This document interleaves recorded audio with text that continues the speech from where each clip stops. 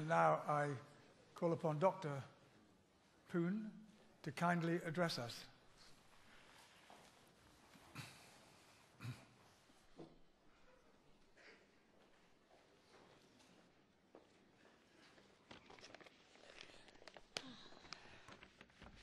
Chancellor, Professor Henson, who said such kind words about me, distinguished members of the university, fellow graduates, parents, and my dear friends. It is indeed an honor to have this degree conferred upon me. As you've heard, I got my undergraduate degree from Essex in the early 80s. This shows my age, so don't count. Since then, I've trotted around the globe, been to many places for work and sometimes for fun. But I've never been back to this campus. So you can imagine the joy and pleasure that I've had since I've been back here after all these years, to witness how much this university has grown and that it continues to be a groundbreaking and successful establishment, both on the teaching and research side. Whilst I was walking down the memory lane during the last couple of days, I cannot help but to remember my desire to pursue being an eternal creative and a technologist, an artistic geek, if you like. Got started here in the computer science department, to be exact. As a teenager, I did my studies in an all-girls school in Hong Kong, whereby we were asked to choose between science and art subjects at some point. Our school system wasn't alone in this, as schools all over the world would want to direct their students towards a discipline of some kind. But I had this notion that I wanted to do both, and I truly believed that I could do them well. I didn't receive too much support, unfortunately, until I arrived here in Essex, where I was encouraged to be creative in technical subjects such as computer science, and to be technical in artistic subjects, or liberal arts subjects, if you like, such as economics and mathematics, which I did during the first year. So by following this principle, I received good grades and very, very, very encouraging remarks for offering up very different solutions compared to the standard ones when I handed in my assignments. So this gave me the necessary reinforcement to follow my belief that I can and will combine my artistic talents and technical skills to achieve something. This conviction led me to learn about computer graphics whilst I was doing my PhD at UCL. It came at no surprise that it soon became my fascination. I realized that being able to draw and design something to have them realized on the computer through inventing some amazing software algorithms and coupled with the state-of-the-art hardware was to be my destiny. So after many, many late nights, shedding a lot of blood and tears and sweat in front of the computers, success eventually materialized when my work was viewed on screens by the public. Due to its novelty and spectacular nature, this art form of using computer graphics quickly became a trend, affecting everyone from London-based advertising agencies to Hollywood film studios. I'm proud to say that some of the most memorable and cinematic moments in the past decade have been achieved through this technique in films such as Avatar, Star Wars, and Toy Story, just to name a few. It subsequently became a business that everyone wants to invest in, and spawned an industry that now employs millions of people worldwide and provided us with entertainment that enriches our lives. Recently, I was very happy to learn that a few people that I admire enormously had a very similar inkling when starting their careers, to pursue a dream of marrying their artistic and technical talents together to change the world. One of such persons is the founder of Tesla cars, Elon Musk. Tesla is the first electric sports car that goes from 0 to 60 in 3.5 seconds. I'm sure some of you have heard that. combining beautiful shape and design with the latest green technology. Mr. Musk is both the designer and the scientist behind this work. He's also an entrepreneur, creating companies such as PayPal and SpaceX. Incidentally, SpaceX just launched the first commercial spacecraft to the International Space Station and back. Secondly, I'm sure you all heard of Steve Jobs, who co-founded Apple, who made us all addicted to our phones and computers and our tablet computers. He firmly believed that humanities are achieved by arriving at the intersection of creativity and science. So, to my fellow graduates, standing here in front of you today, I want to congratulate you from the bottom of my heart that you're leaving one of the best establishments in the country, who have prepared you well, so you can step into the world proud and confident that you're going to do your best and create something amazing. Good luck to you all, and thank you very much.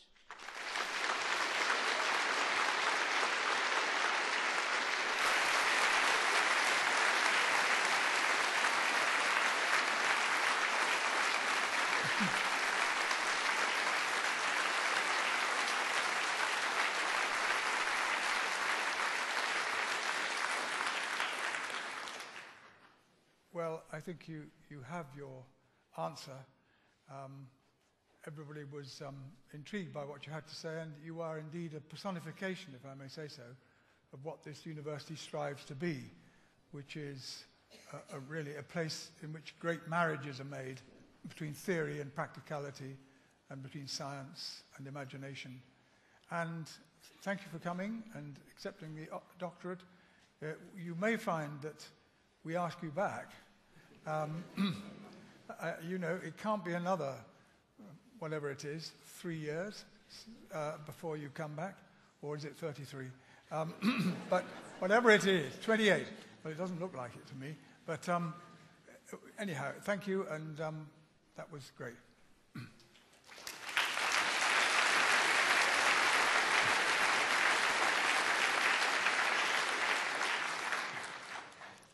The Chancellor, Professor Colin Reardon, will now address the graduates.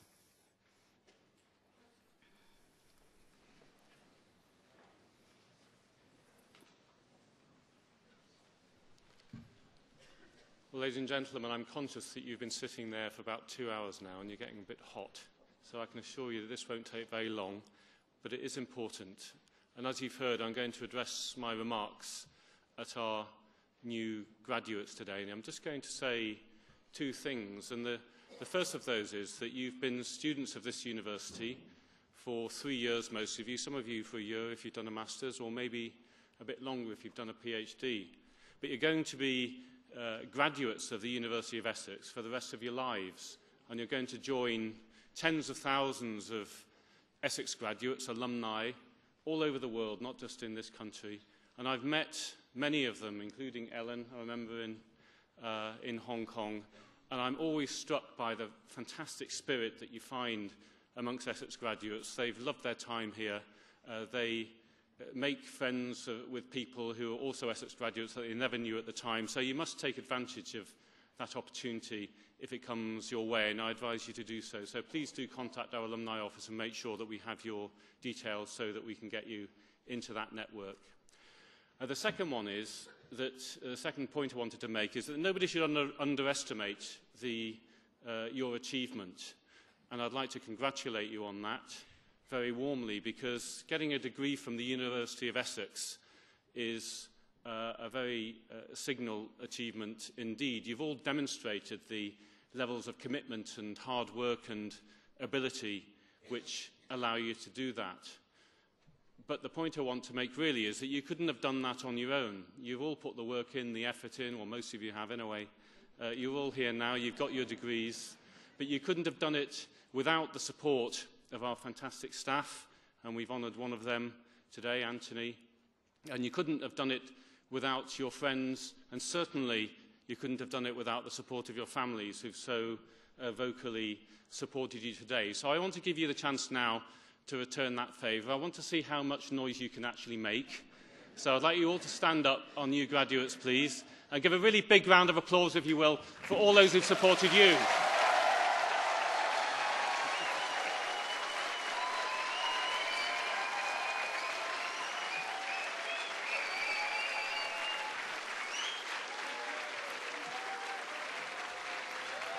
Thank you very much.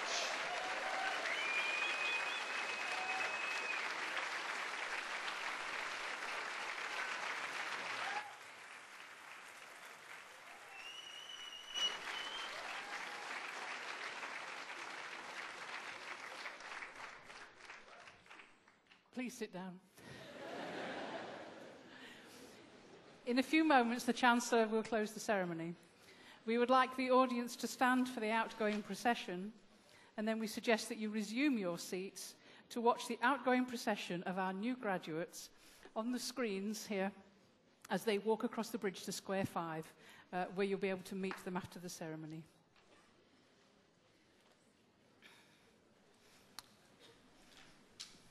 Graduates, ladies and gentlemen, we've come to the end of what I hope will be for all of you a memorable occasion. Certainly has been for us.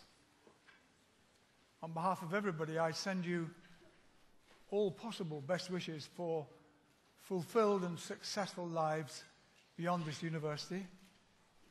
And I now declare this graduation ceremony at a close. Thank you very much.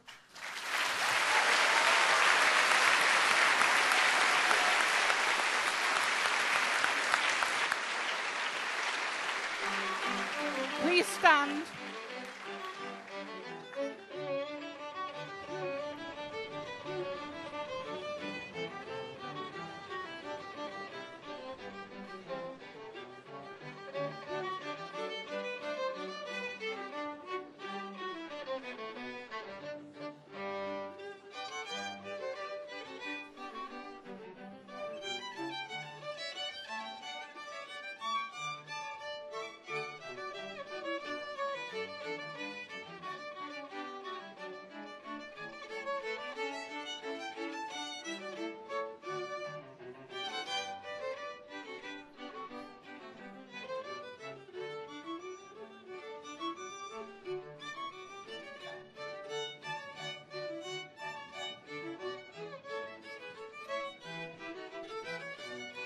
Please be seated.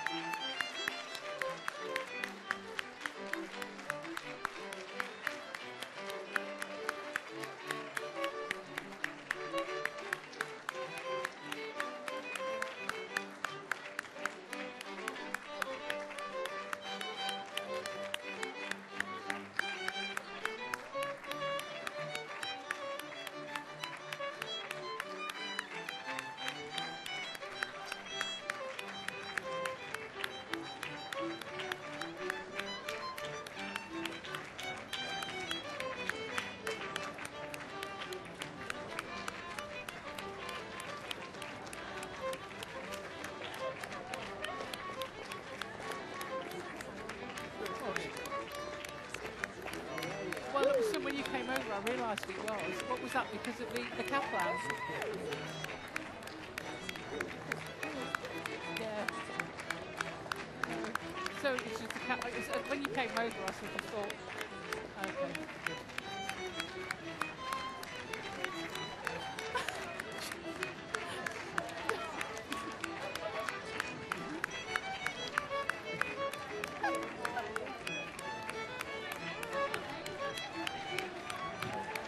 Well, when you turned the rest of the page over and went, oh, that's all right, I thought, phew.